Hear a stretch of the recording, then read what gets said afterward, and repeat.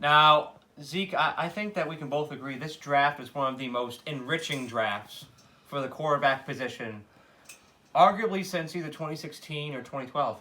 I would say so. I hope. I hope. We have four distinguishable quarterbacks here that we've been talking about for the past couple weeks. And then there's so much depth that there's even some below that. You have Jake Fromm, Jacob Eason that could possibly translate over. Excuse me there. I do enjoy some Jake Eason. You like Jake Eason? I do. Well, we maybe if we have time, we can touch on him. But the four prominent quarterbacks we're going to talk about here: Joe Burrow, Tua, Justin Herbert, Jordan Love. So let's start with Joe Burrow, and he's been receiving a surprising amount of criticism these past couple weeks. And there's been some insane comparisons, like Joe Montana, Tom Brady. Come on, guys, get a hold of yourselves here. But the one article of criticism that I really disagree with is that Joe Burrow only succeeds when everything is aligned. No. Joe Burrow has cultivated a confidence that he didn't have before.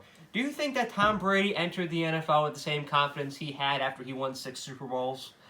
Absolutely not. Confidence is something that is developed over years, and I know it's an unfortunate situation that Burrow is going to end up going to the Bengals. I know, and like you saw at Baker Mayfield and in Cleveland, that can affect your confidence. But I think Joe Burrow is a more secure adult than Baker Mayfield is. Baker Mayfield is, all respect him, he's an immature player. Yep. Joe Burrow simply is not, and that's why Joe Burrow has a national championship and Baker Mayfield does not. That's the reason why, he may appear in a couple playoffs, but inheriting a dumpster fire like Cincinnati, it's going to be an uphill battle. But if there's anybody that can take it on, it's Joe Burrow. Well, luckily with Joe Burrow, he gets to go to the team with A.J. Green, who, might not be the same as he used to be, but he's still productive when he needs to be as long as he can stay on the field. Now, it's one of those classic scenarios. Oh, man, number 1 overall, quarterback, what's going to happen? Typically, we've seen number 1 quarterbacks, not go so well. Yeah, with Ryan Leaf.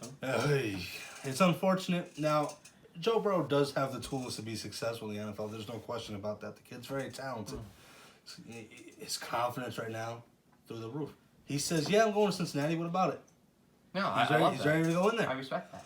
But at the same time, you can't... I get where you're coming from, but you also got to realize at LSU, he had a great team.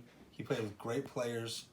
He had a lot of talent around him. I'm not saying that's what's going to happen, but that was a big factor for him there. That definitely helped. So Cincinnati will be a lot of a transformation. Mm-hmm. A lot of things got to happen. But with time, everything develops.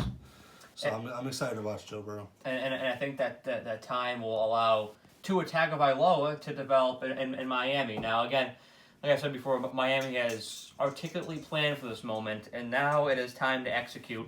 And Tua is a risk.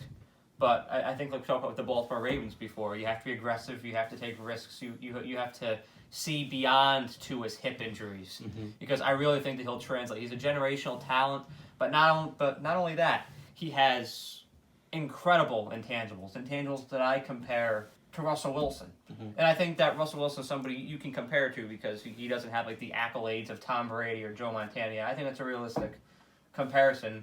He has those intangibles. I think he can single-handedly elevate a franchise. So absolutely. You pluck him behind Ryan Fitzpatrick for a year, I think you'll see, considering the optics of that division, you have a crumbling New England team and a Buffalo team that I simply just don't trust. Mm-hmm. I think that Miami can really take control of it. And let's not forget here, at one point before the injury, it was tank for Tua. It wasn't tank for Burrow. Tua, and honestly, if he never got hurt, we could be having a discussion right now completely different, saying, who will Cincinnati take? It is questionable. If he never got hurt, that's a very well question. He has a lot of very good traits that I think will go right into the NFL. Left-handed quarterbacks make me a little nervous sometimes because you don't see it as much, but he's very fast. He's quick. His accuracy is good. Maybe not as good as some people say, but it's good. He's got a good arm. He's got a good mental for the game. He's got a lot of good things. I love his personality. Oh yeah. The way he interviews, the way he talks. That's a guy you want in the locker room. And you don't want as far as Miami goes, you don't want it to be like one of those Drew Brees incidents where you say, well, the injury, I don't know. And there he goes out the door, and guess what he does? Goes and wins a Super Bowl. We don't need that. So I like Tua. I think you put him in the right spot, offensive line. He's going to need an offensive line. You put him in a team where he's getting sacked a lot, his career's not going to end well. So you have to put him in a good spot. But if you put him in the right spot, right situation, Tua can be very successful.